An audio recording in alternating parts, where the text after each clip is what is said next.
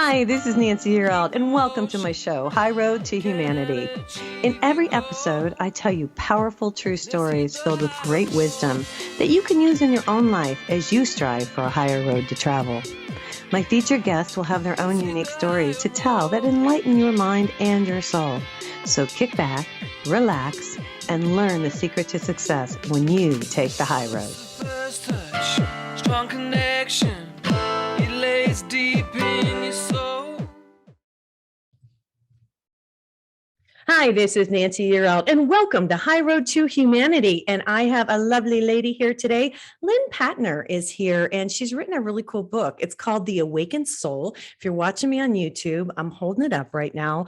Let me give you a little synopsis of what the show's going to be about. It says, in Lynn Patner's debut book, The Awakened Soul, she shares funny and moving stories of how she found her own form mysticism, how she learned to heal herself, and how she showed her clients how to do the same thing. We learn how our mindsets are shaped and programmed by our earliest years of life and serve as our personal life compass. That's true. Whatever happens in our childhood, it seems like we carry it with us. In order to affect meaningful changes in our life, we must learn and become aware of our unconscious programming to step into the life we desire. And that's what we're going to talk about today. We're going to talk about her story. And welcome to High Road to Humanity, Lynn. Thanks, Nancy. Thank you for having me on your show. Yeah, I'm excited you're here today. Before we get into it, though, I did pull up, this is High Road to Humanity. And I saw this and I was like, wow, Omicron, this is the headline, guys. Omicron could be more contagious, less dangerous. That would be good news for the human race. That's a weird headline. Okay, here's what it says. Early reports from South Africa seem to indicate the Omicron variant of coronavirus is much more contagious than previous variants, while causing milder disease, though experts there warn definite data won't be available for weeks. I don't know about this. I'm wondering, you can give me your take on this, but let me say what else it says. This virus comes with both barrels loaded, high in infectivity and potentially the ability for immune evasion.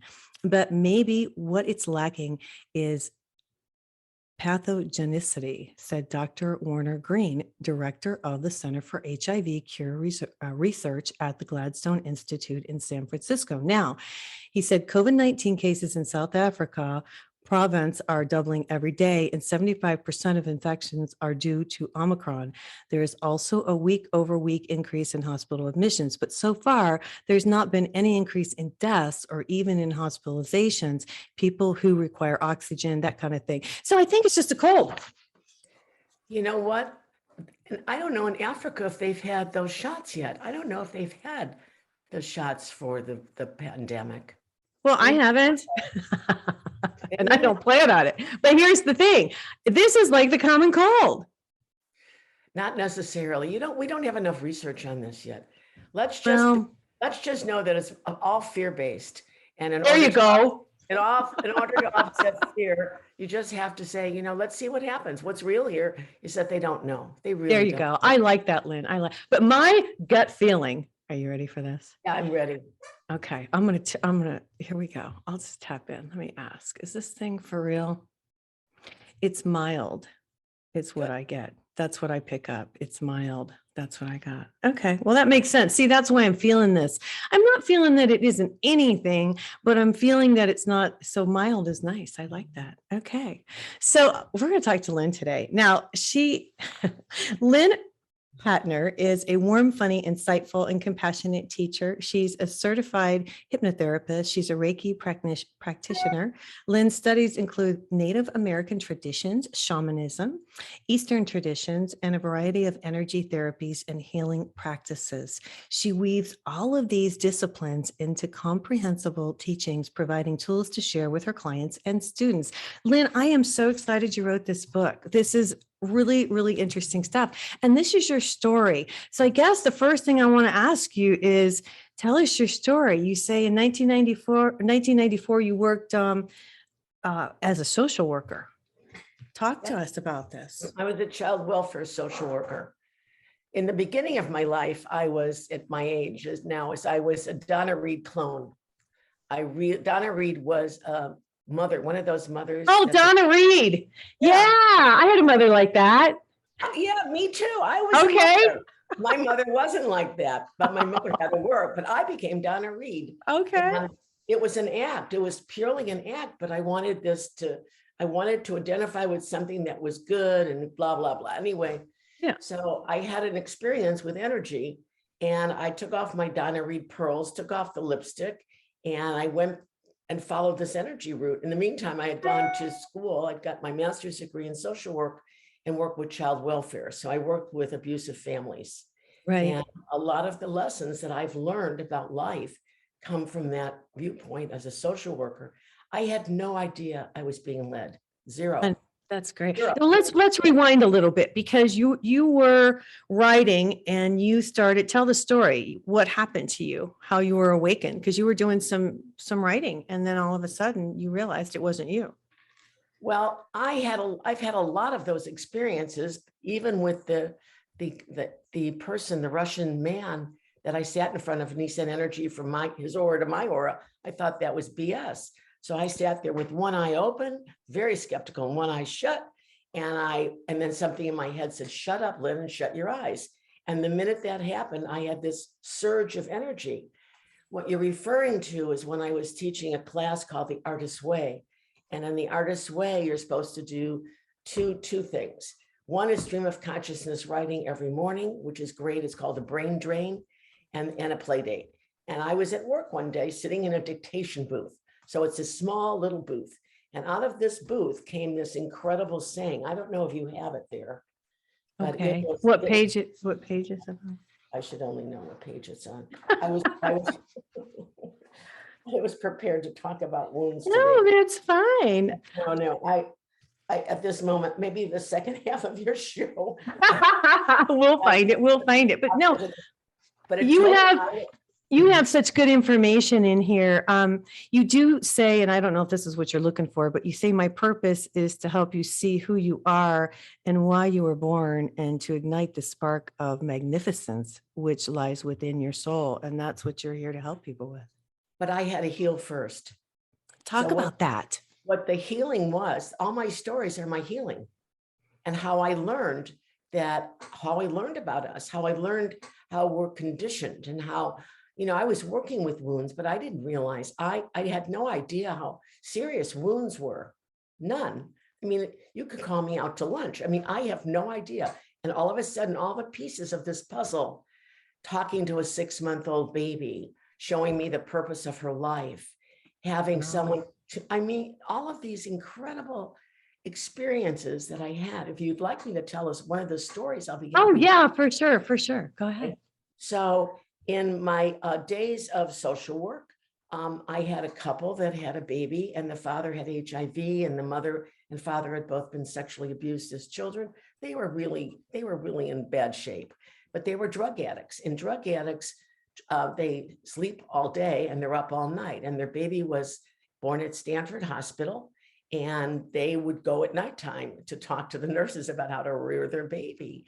And that didn't work out. So I had to pull the baby from the hospital, which I never did. I was family reunification, social worker, family maintenance. Anyway, I removed this baby and put her in medical fragile infant care, hoping that her parents would not get clean. That was a real hope of mine, because I didn't want this beautiful little girl to go to these people. I mean, I was terrible, but they could not take care of her. So she was in a medically fragile home. But the mother kept going on, God love her. She went and she got for 6 months. 6 months in sobriety is nothing. I wanted to keep the baby out a year. Excuse me. The father, of course, was very squirrely, and he could fake any test. He could have someone's urine in his, what his test thing. Mm-hmm. They were squirrely. Anyway, so I was with a non-traditional therapist, excuse me. And she said, "Did you ask the baby what she wanted?" And I said, "She's 6 months old. How do you ask a baby?" I love this. This is so great. And so she said, "Well, let's ask the baby." So I got quiet, went into a meditative state, and asked permission to speak to the baby's higher self. this is the first time I did that. So I'm like, oh, I'm going to do this, but I don't know what the hell I'm doing here, you know? So I asked the baby's higher self, and you all know I did not want that baby to go home, right? Right, right. The baby said to me, thank you for helping me out, but I have been born to show my parents how to love. And you can't mess with that. And I went back and told the father. Now, the father could have said to my supervisor, you have one crazy social worker here, but he never did. What do you say? He never, I told him and he believed me. You know, I couldn't believe that he believed me. And I wrote it to him. And when they got the baby back, they got this beautiful little girl back, and they moved immediately out of the state of California to Oregon. And they had another baby. And he wrote me to tell me they had another baby. Oh my God. And I reminded him why his daughter had been born. Love it. That is a wonderful story. Yeah. Let's rewind a little bit. You said you had to fix yourself first. And I want to talk about this because, you know, you say everybody's born with a blueprint. You had things happen to you in your childhood that you had to fix and get better before you could help others. Talk about that, because that's important for the audience to hear some of the things. I know you had there was an incident where you had a boy. I read that little story, if you want to tell that, where that's where you really had heartbreak and Oh, that was so sad. That was talk about this, because people have this happen and then they're like, for the rest of their lives, it's hard to get past it. I want you to talk about this. So in order to tell you that story, I have to tell you where the wound started. Okay. And I learned about the wound when I was going for my master's degree, but it didn't amount to anything more than just a funny story. I didn't get the significance of this wound. But in this wound, when I was little, at 3, when I went to nursery school, I had never played with children. So here I was in this nursery school, Hyde Park School for little children, with the biggest, most magnificent dollhouse you ever want to see. Beds and TVs, and not TVs, you know, refrigerators and cradles and everything. And I went in and I took over. I became a boss because I didn't know everybody I played with was an adult, and whatever they wanted me to do, whatever I wanted them to do, they did. So anyway, that's what happened. I didn't know what to do. They didn't play with me, and I felt I wasn't enough. There was something wrong with me. So now the story you're talking about is my first big romance. All right, let's talk about that when we come back from commercial break. Okay. Okay. Her book is called The Awakened Soul, Discovering the Light Within. It's by Lynn Patner. This is Nancy Yearout. This is High Road to Humanity, and we'll be right back. Nancy Yearout. This is High Road to Humanity. I'm here today with Lynn Patner. Her book is called The Awakened Soul, and she's talking to us about how she healed herself. And tell this story. This is such a wonderful one. I mean, it's sad, but it helps people, you know. You know what? I'm going to rephrase, I healed myself. In order for me to fill my soul's blueprint, I had to heal. Right. I was not the person I am today. I was judgmental. I was whatever we are brought up to be. I was running a tape. So my guides sort of pushed me along. So healing myself was directly a result because I was curious and they kept pushing me and I had no idea. So I'm now 12 years old and I go to camp, and it's a boy-girl camp. And going there, I was scared to death. I wanted to go to a boy-girl camp because I loved boys at 12. You were 12, yeah. But so I went to camp, and this one guy, there was a dance every Saturday night, and I got asked to dance by this guy. His name was Mike, and we danced for like 4 weeks. And he'd walk me back to my cabin, halfway house, and he kissed me. I was so overjoyed. I could have barely maintained my excitement. And I wrote to my mother and asked her to send me a bra because now I was a big girl. I love it. I love it. After maybe 5 weeks of him taking me to the halfway house and kissing me, he stopped asking me to dance. All of a sudden, he stopped asking. Did you ever find out why? I was 12. What did I know? What the kids say now is he ghosted you. So he ghosted you. Oh yeah. Ghosted me. So I went into depression. Oh no. Serious depression. And I didn't know what I did wrong. I mean, there's that wound. What's wrong with me? Well, it broke your heart. It did break my heart, but it was what's wrong with me. And I was in a Hank Wesselman seminar. And when this wound came up in the meditation, this wound came up. And I was, my tears were coming down my face. I'm older now. Right. And I got that my guide had been with me. Yeah. Did you see that too? And he said, yes.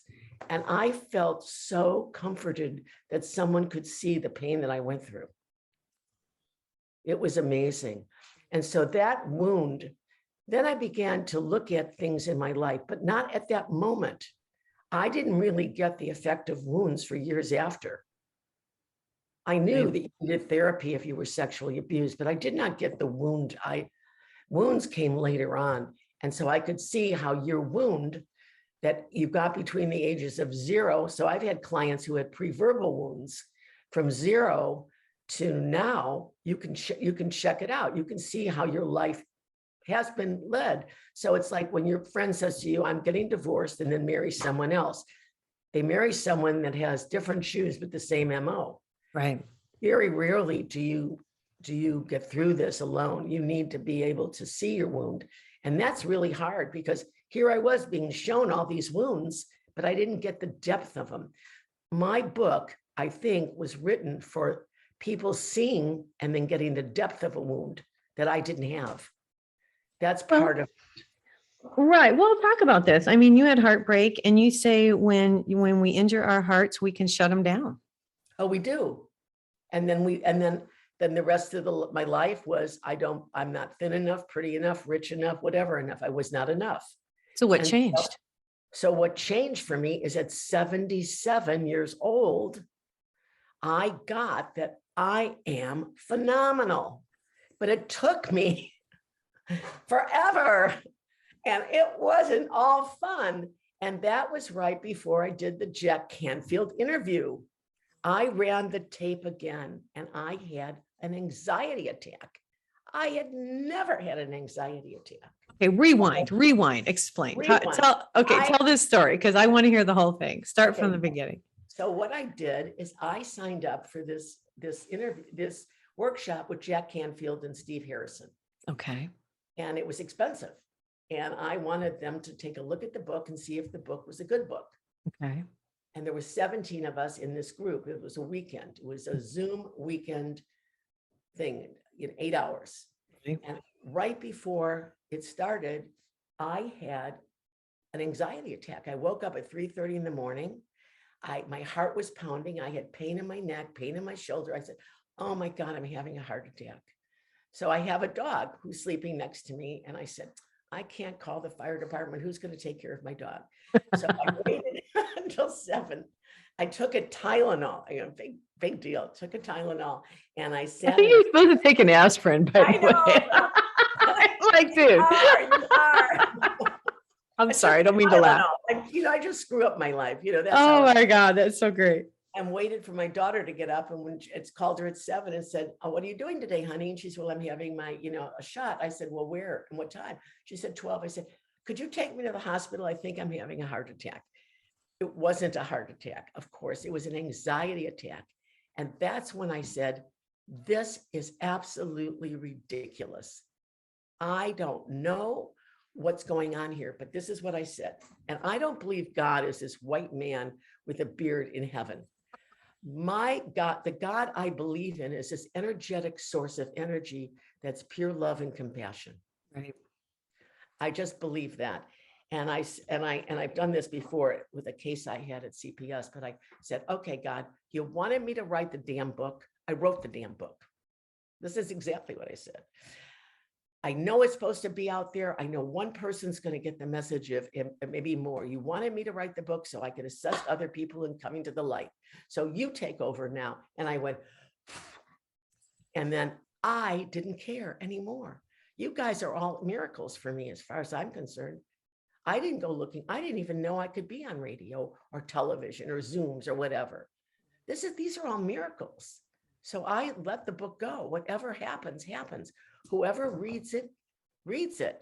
And whoever it gets sent to has, there you go. And I give 20 minutes or more of counseling for that book, because if you're on the road to bring light to the world. I am here for you. God bless you. We need you. We need you now. We don't need you 30 years from now. We need light now. It's just too dark on the planet. So that was my healing. It took all that time, Nancy, to really download how serious these wounds are. And now what I'm learning to do is learn how to energetically remove wounds.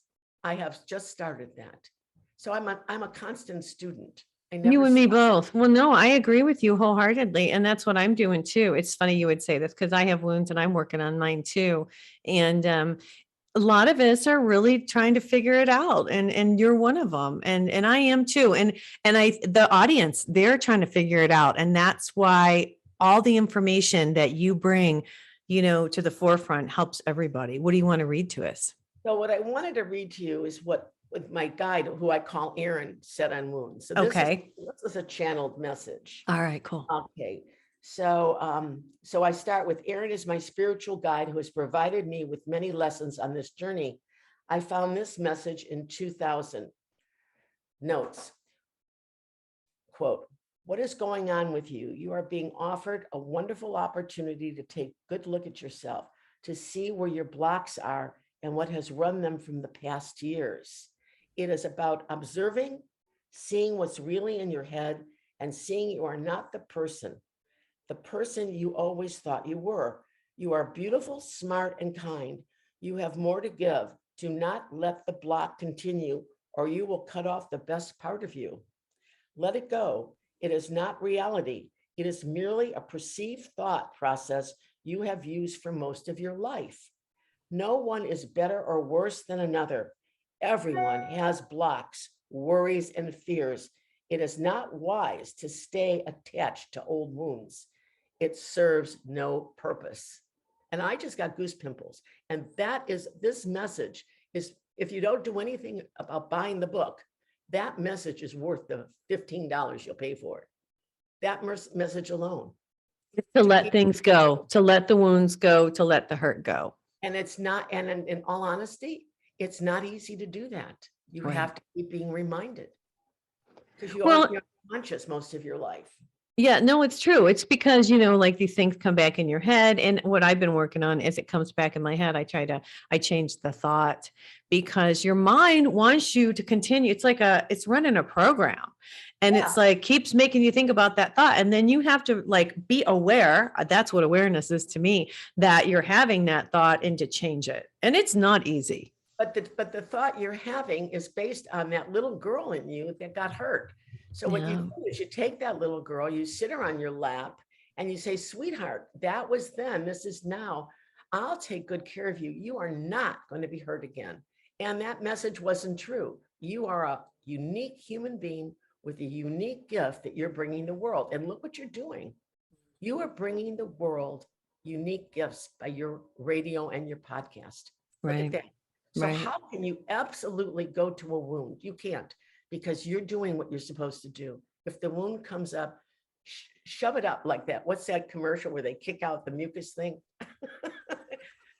I love it. Mucinex. Mucinex. Get it out of here. Oh my God, I love it. I'm so glad you came on today. We all have these things and it's true. And I'm trying to get over some stuff myself right now. And, I'm not perfect and I try and every day you got to get up and you got to say, okay, it's a new day and I'm going to do this and you just got to keep going. Excuse me, honey bunny. You are perfect. You are a divine being on this planet Earth, coming from light and love and giving your unique gifts. You are perfect. Thank you. Can I just tell you one thing? Sure, go ahead. And then we'll go to break. Tell me. Yes. So imagine the ocean. It's a big ocean, right? Mm-hmm. Imagine one drop out of the ocean. Right. Is that drop still part of the ocean? It is. So do you see the analogy here? Mm-hmm. We're all part of God. If God's this energy force, you're God. I mean, people don't believe that, but you really are. I believe that. I believe that. Yeah. So God you're is not doing. trying, you're doing. I'm doing. All right. The Awakened Soul, you guys. It's called Discovered the Light Within by Lynn Patner.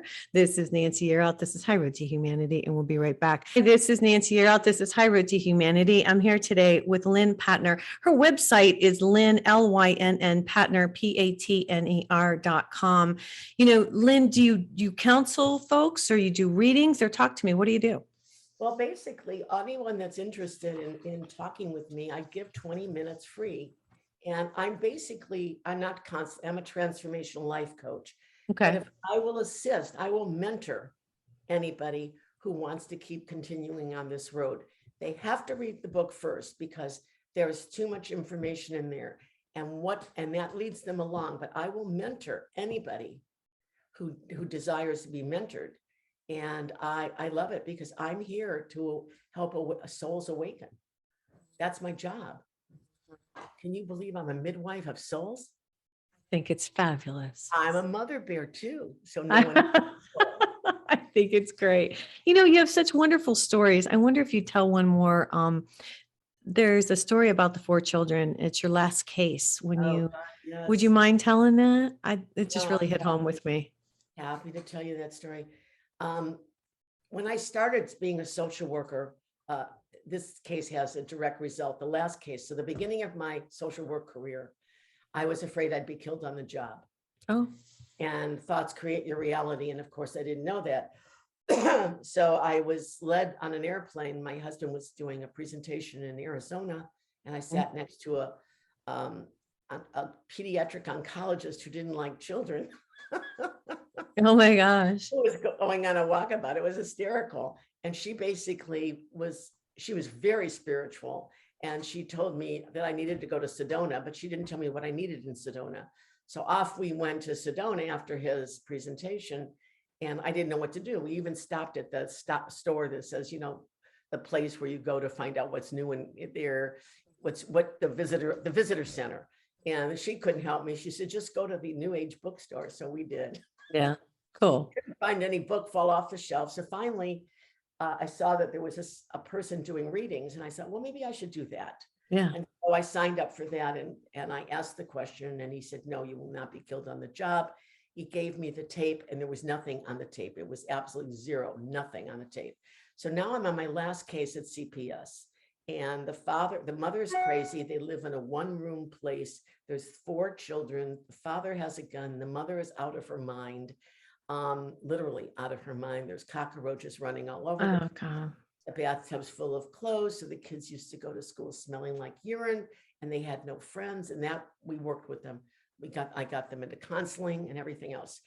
So it was in the summer, and I knew that if I had a choice in the summer. Do you pull 4 kids out of the home, or do you leave them there?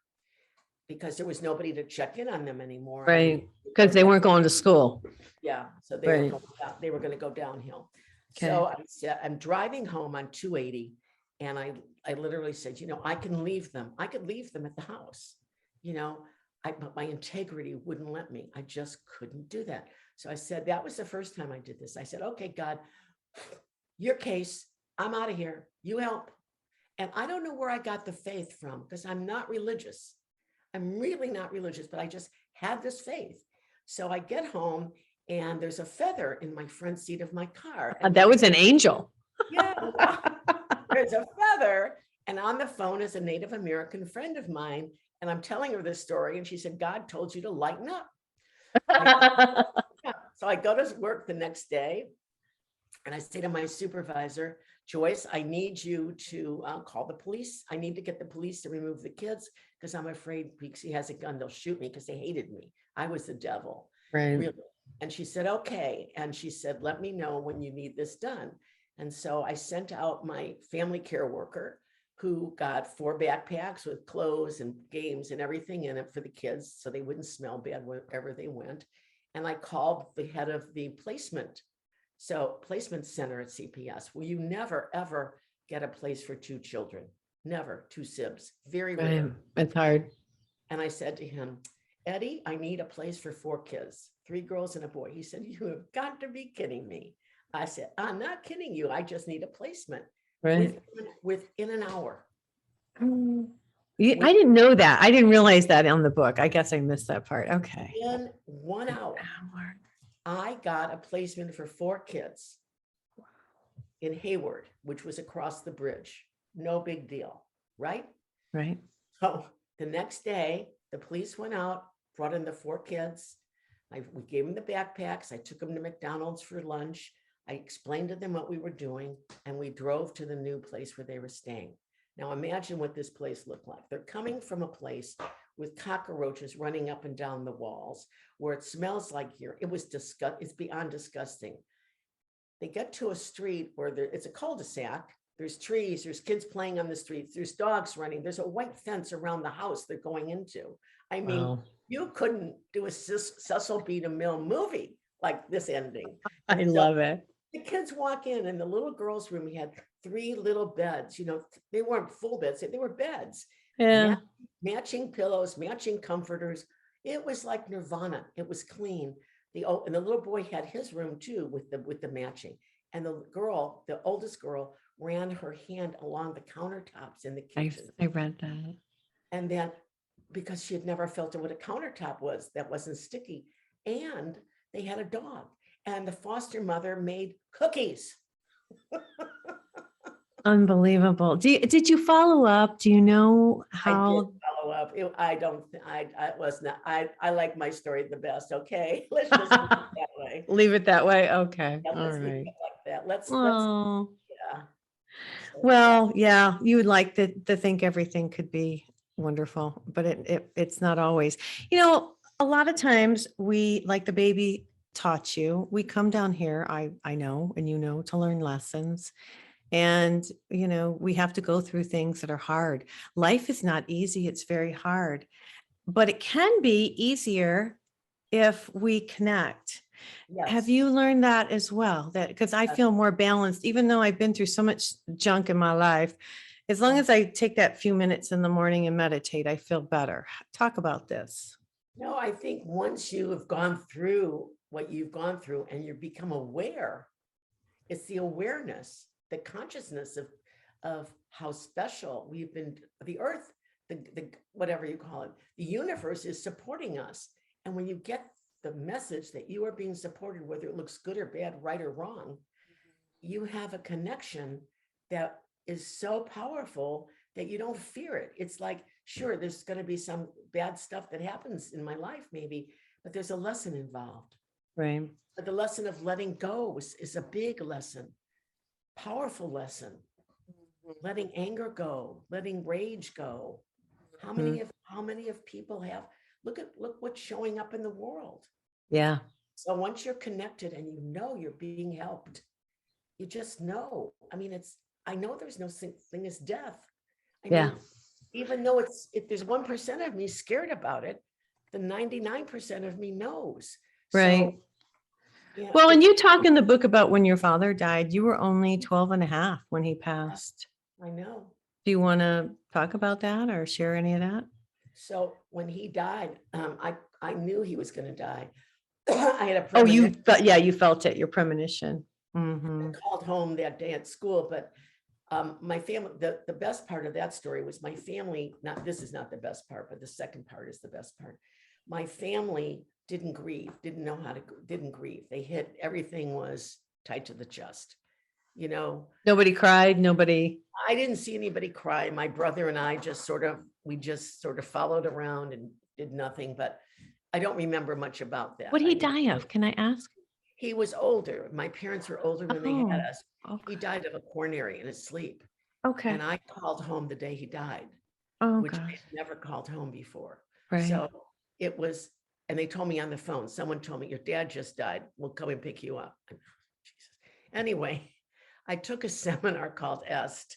And in one of the processes in EST, Earhart Seminar Training, one of the processes was they would put you in a meditative state. And this is what the question was. What would you say to somebody living or dead if you had the chance? Oh my gosh. That was very powerful. And what came up for me is, why did you die? Oh. I'm 12. Why did he die? I don't know. died. I mean, I know he had a heart attack, but why did you Yeah. die? My life changed. Everything in my life changed. I went from being a middle class person to a lower middle class. We moved. I had no more friends there where I went, and I got new friends, but it was very traumatic. Anyway, that was why did you, and the tears, and then you stuff it, and you're sitting there, and your nose is running, and you have no tissue, and you're wiping your nose like this. And so when it was over, the last question was, what do you give up by not telling that person? And so what I got was, you give up your aliveness. I don't know where that came from, but that was what happened. So I stood up, and I was shy at the time. I have no shyness now, but I was shy. And I was just 30 years old. And I stood up, and and he called me, yes, Lynn, because you have a name on you. I said, my father died when I was 12 and a half. And I don't know why he died. My thing was, I don't know, why did you die? So he said, did your father love you? So I said, he'd come home for dinner at night. We'd have dinner. We do this, we do that. Lynn, did your father love you? Now in Est, you either pick up a phone or you don't pick up. You can't try to do anything. Trying looks like this. I'm trying. Yeah. I'm either picking it up or not. Okay, so that's an S thing. Anyhow, he kept asking me, did your father love you? And I kept saying, well, he did this, he brought camp, blah, blah. Finally, he said, Lynn, did your father love you? And I said, yes. He said, do you think your father died on purpose? And I did. Oh, come on. Did you I really? swear to God, that 12-year-old kid, I Oh did. my gosh. At 12, that's what you thought. Unconsciously, I didn't consciously think he died on purpose. Unconsciously, why did you die? Why did you die and do this to me? You were so young and nobody talked to you about it. That's why. And you held all that in all that time. Wow. Thank you for sharing that story with us. We have one more segment with Lynn. The book is called The Awakened Soul. Her website is lynnpatner.com. This is Nancy Yearout. This is High Road to Humanity, and we'll be right back. Hi, this is Nancy Yearout. This is High Road to Humanity. I'm having a wonderful conversation with Lynn Patner. Her book is The Awakened Soul, Discovering the Light Within. It's a spiritual memoir is what it is. A lot of good stories. I love your stories. It's so interesting. You've had such a life, or you're still having such a life. I mean, being a social worker, that probably seems like a whole nother lifetime ago, doesn't it? Isn't that funny? Well, continue on. Tell us more about your dad and what happened, how you got past this, because I did read this in the book, and I want you to share it if you don't mind. I really love this story too. So Yeah. Anyway, so I was very excited that it made me feel whole, that I knew my dad loved me basically, and that I had held him accountable. So that was my S takeaway. So now it's 20 years later, I am 50 years old. Okay. And I go to see this guy called Hans Christian King, who is he was a psychic, he was a this, he was a that, he was everything. And I go to a hotel to meet him. And I get out of the hotel, the lobby, out of the elevator, and I'm walking to meet him. And he's standing there and he says, my God, there's a father figure standing near you, throwing flowers all over you, saying, tell my daughter I love her. Tell my daughter I love her. 30 years later. Asked at 30, did your father love you? I don't know. 20 years later, there's a father figure here saying, tell my daughter I love her, throwing flowers, and he wouldn't stop. He said, your father is adamant in letting you know he loved you. God bless. Wasn't that wonderful? Yes. Now here's the fourth part of my dad showing up. So now I'm in Florida. My aunt and Uncle Maury have died. Aunt Sylvia and Uncle Maury have passed away. Okay. My favorite people of all time. Meet my brother in Florida. And my brother was 9 when my dad died. So he had a really hard time with grief and how to do it. So we're sitting in my aunt's and uncle's apartment condo. We're going through all of the pictures and everything and what we want to take. And he goes outside. They were like on the 17th hole of the golf course. And he's yelling, listen, you old farts, why are you doing this? All you're going to do is die anyway. Just slow down. I mean, it's just out of control. So he goes to the bathroom and now I'm in the living room. And this is I'm sitting on the floor and I'm saying, okay, I need everybody. I need my mother, my father. I need all my guides. I need everybody here now. I need help, help, help, help, help. And I'm calling to the ozones. So my brother comes out of the bathroom. Oh, you're calling to the spirit world. I'm calling to everybody, man. I didn't care who showed up. I'm calling, yes, to the spirit world. Oh, My brother comes out of the bathroom and I said, you know, Bruce, you can't keep doing this. You're going to have a heart attack. He said, I know, I just can't say goodbye. And I said, I so understand. I so understand. It's hard. And I said, let's do something fun for you. Let's go do something. We don't need this stuff. It can be fine. It can be thrown out. I don't care. He said, no, let's pack up.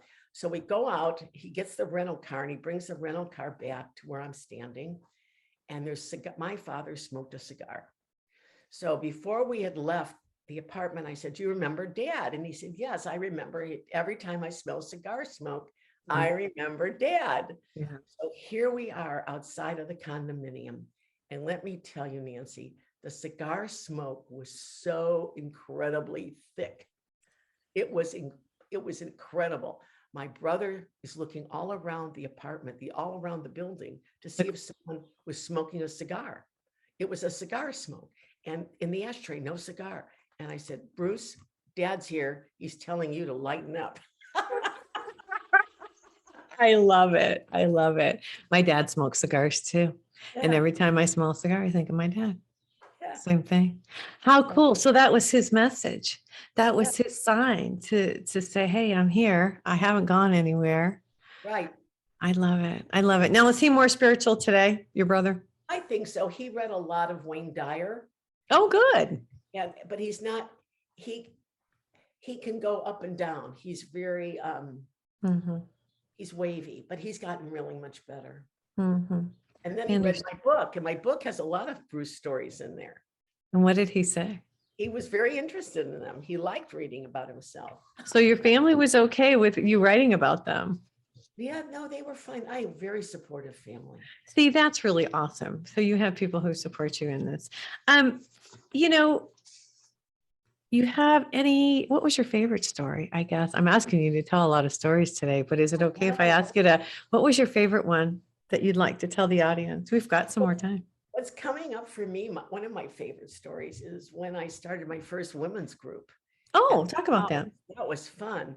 And so I decided I had been teaching the Artist's Way for like 8 years or 7 years. I was really bored. I mean, I could rehearse the whole thing and it taught me a lot. So Julia Cameron, thank you wherever you are. But so now it's my first women's group and I've set up the whole living room. There's 8 people coming and I'm so excited. So I take a crystal bowl, I fill it with white sand, I put in a goddess figure and sprig of sage. And I say, grandmother, I really would like you to come to my first women's group. And I put it on the table. And I fill my mother's vase with gladiolas, her favorite flower. And I say, Mom, I'm inviting you to the first women's group. Oh, what a nice thing. And I don't know what I'm doing. I'm just doing this. Yeah, it's cool. And so the woman who's helping me set up, her name's Hattie. And she says, Lynn, your aunt wants to come too. Okay. All right.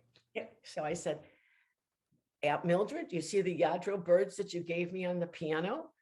I formally invite you to the first women's group. And out of Hattie's mouth come these words. They are not in an important enough location.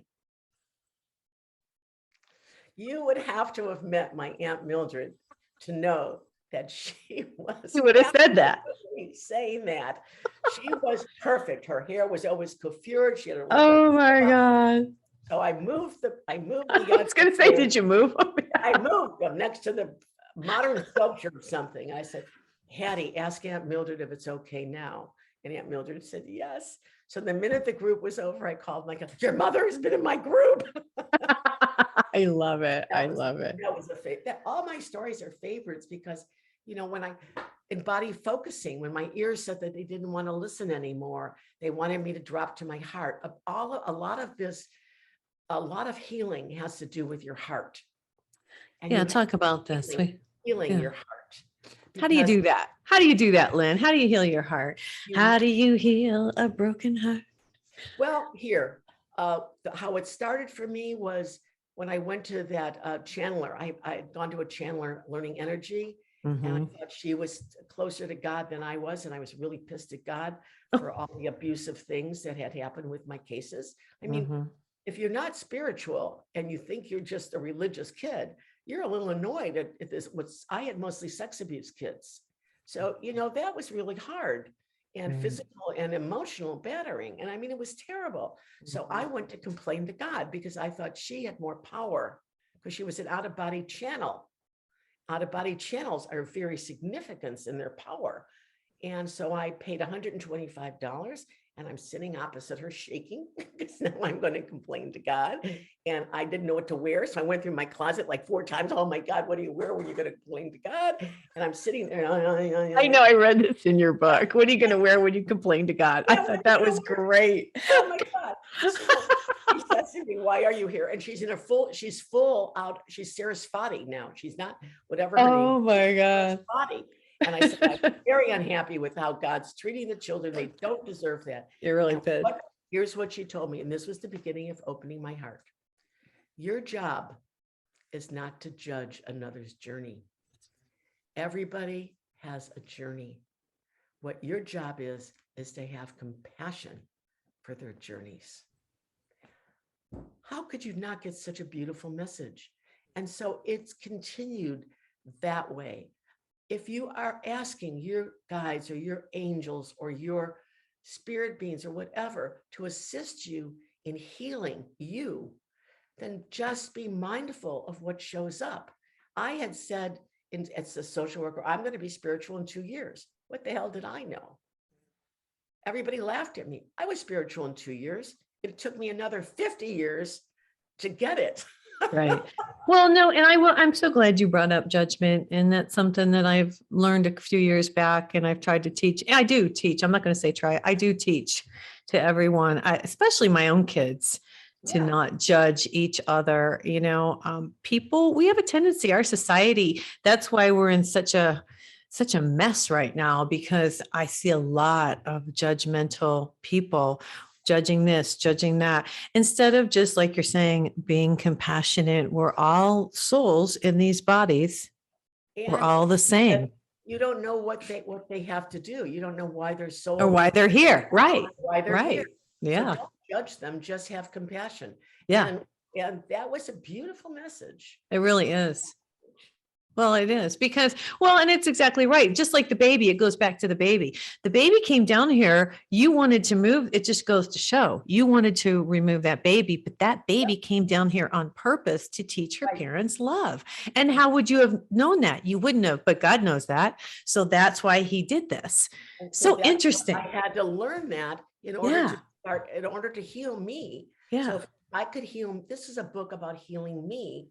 Right. So that I could assist others. Right. That's the glory. I mean, it blows my mind. I'm not like, oh my God, I'm an author, blah, blah, blah. That doesn't bother me. The fact that I have had this experience and I just want to share. That's what this whole thing is about for me. I can hardly believe this. People say, aren't you thrilled you're an author? It doesn't matter. They yelled at me. You want to get the message out. You're like me. We're the same, Lynn.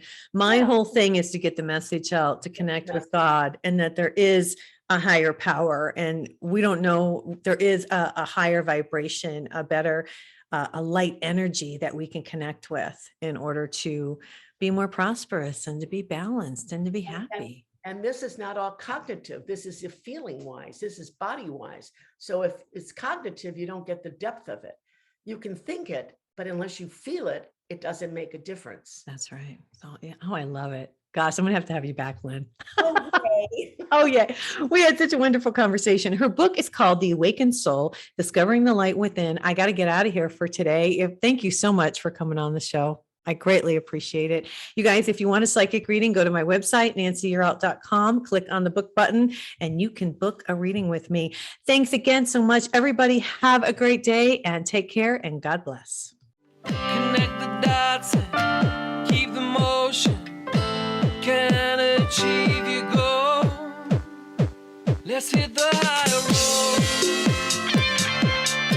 Hey, you guys, join me next week on The High Road for more stories filled with wisdom, love, and hope for our future. Have a fabulous week, and know that by staying on the high road, you will make it to your destination.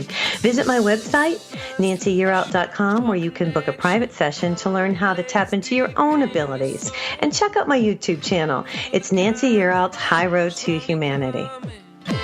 You can achieve your goal.